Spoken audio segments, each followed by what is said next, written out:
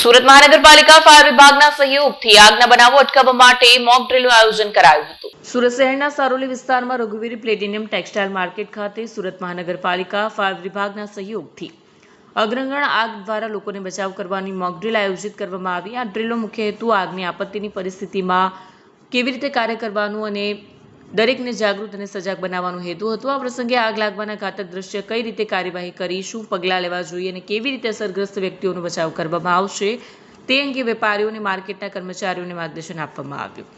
Mock drill દરમિયાન fire વિભાગના સુપ્રશિક્ષિકાઓ અને સ્થાનિક પોલીસ દ્વારા આગની પરિસ્થિતિમાંથી લોકો અને માલનો બચાવ કેવી રીતે કરવો તે અંગે સંપૂર્ણ બચાવ કામગીરીને પ્રદર્શન કરાયું હતું। કાર્યક્રમના ભાગરૂપે સર્વે વિસ્તારોમાં આગ લગાડવાની નકલ કરી અને સ્ટાફ અને વેપારીઓએ ફાયર એસ્કેપ યોજનાઓ, બચાવ માટેની તકનીકીઓ અને લોકોને સલામત સ્થળે પહોંચાડવાની કામગીરીની પ્રતીક્ષા કરી।